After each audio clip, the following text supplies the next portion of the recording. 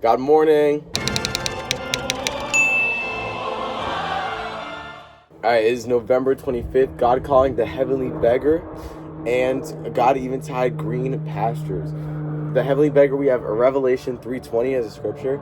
Behold, I stand at the door and knock. I don't know what to break down from that. God's coming for you. I am the one who knocked. Oh, ponder again these words and learn from them my great humility. There is that gracious invitation. 2, for those who yearn to realize a happiness, a rest, a satisfaction they've never found in the world and its pursuits. To them, the pleading answer to their quest is, come to me and I will give you rest. But to those who do not feel their need of me, who obstinately reject me, who shut the door of their hearts so that I may not enter. To these I go, in tender, humble longing. Even when I find all closed, all barred, I stand a beggar, knocking. When I find all closed, I already said that. Knocking, the heavenly beggar in its great humility.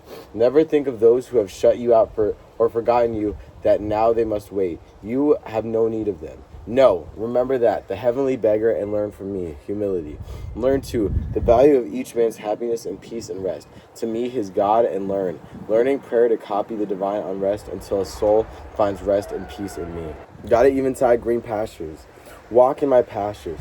The eye will be rested and the spirit restored by the soft green of the verdure. The ear soothed and enchanted by the sound of my waters of comfort. No stones will impede your progress. The soft haze over all will speak of unrivaled mysteries, while the wonder of life about you will tell of my ever-active, creative, and protective power. And you will be filled with a content that will merge into a strange yearning for a spirit oneness with me. Then you will know I am there. I stuttered a lot today. Today was not my best reading. What? Sorry guys, it's been a long couple of days after the holiday and I'm tired. I did not really reciprocate anything, so let's go through and figure out together. God calling the heavenly beggar. Oh, ponder again these words and learn from them my great humility. So he's talking about Revelation 3:20. Behold, I stand at the door and knock. So God is saying, oh my gosh, so you know how I said I don't really have to break anything down? After that first line, God is telling me what to break down. He's telling me how deep that actually is. So you hear, behold, I stand at the door and knock. And you're just like, okay, what? He's standing there knocking. But in that, it shows God taking initiative to come into your life. That's 1. It shows him having patience to wait for you to answer. That's 2. And it shows how God, just like us, is willing to come to us in human form, in a humanly way, which is something as simple as knocking on the door. Why would a God have to knock on a door? Why would he have to wait? Why would he have to take the first step? He shouldn't have to do any of that. He's God.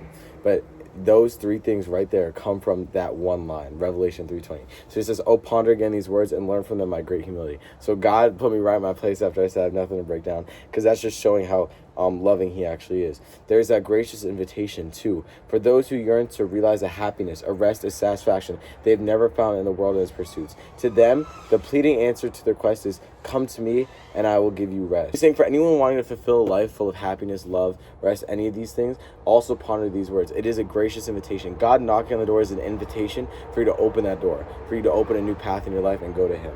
But to those who do not feel their need of me, who obstinately reject me, who shut the doors of their hearts so that I may not enter.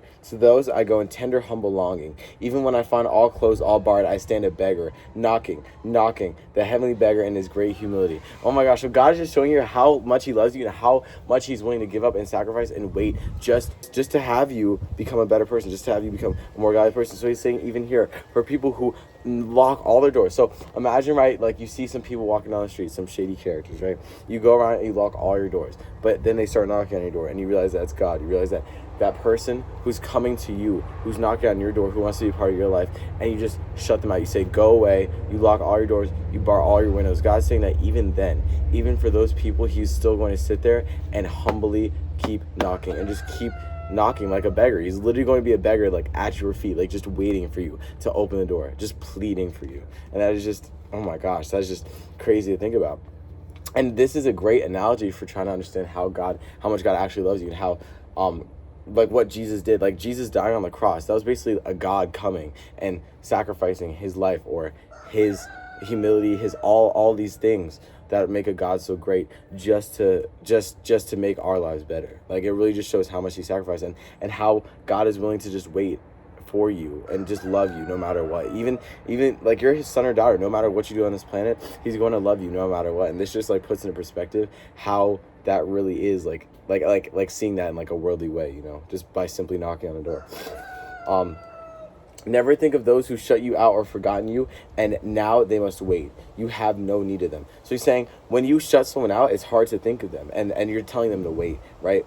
And because like if you needed someone knocking on your door, you would let them out in without like a second thought, right? And so you need God, but you're just blind to that because you're locking them out. No, remember that the heavenly beggar and yearn of me, humility. So he's saying that should not be the case. Remember that God is a heavenly beggar, and he is in great humility coming to you. Learn to the value of each man's happiness and peace and rest, to meet his God, and learn prayer to copy the divine unrest until his soul finds rest and peace in me. So he's saying, to learn these values of letting God in and spread that, right? Teach that to other people and create a divine unrest. So that just means like create an uprising of love for God, create an uprising of understanding and who God really is and how much he really loves you. And in doing that, you'll help not only your soul find peace and joy and love, but you'll help others as well.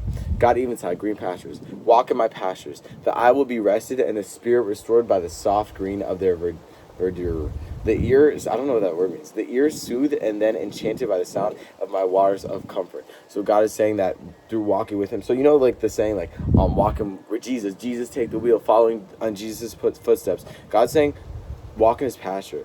And by simply saying those 4 words, he means like just walk with God, walk in a godly way. It's not actual pasture, but if you walk in a godly way, it'll feel like your life is so serene, like you have a sense of understanding and comfort, and you're not going to be in your head. It's not going to be all busy. That's what this analogy is trying to say, right? The ear soothed and then enchanted by the sound of my waters of comfort. So ear soothed means that you won't be like having all these voices talk to you in your head. You won't be confused because like you have your own head, and then what you're hearing from the outside world, it can affect what you actually think and what you're hearing. So he's saying ears soothed and then the waters of comfort. No stones will impede your progress. The soft haze over all will speak of unrivaled mysteries. So no stones will impede your progress. That's just one line. So he's saying that so God is saying right here, no matter what you go through in life, no matter what bumpy road you go down, no matter what trials or tribulations you go through, no matter what sins you create, no matter what negative deeds you do,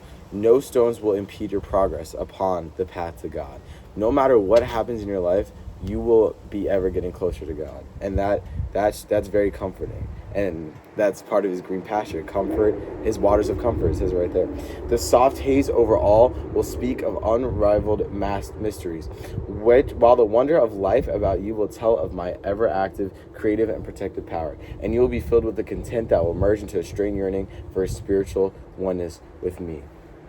So he's saying that once you come to this place of comfort, once you truly realize this journey that you're on, it is just going to be so easy for you to just to have a oneness with God. It's going to be so easy for you to walk not only with God, but in his footsteps, in a oneness with him. It's a relationship, and that relationship will turn to a oneness, kind of like a marriage.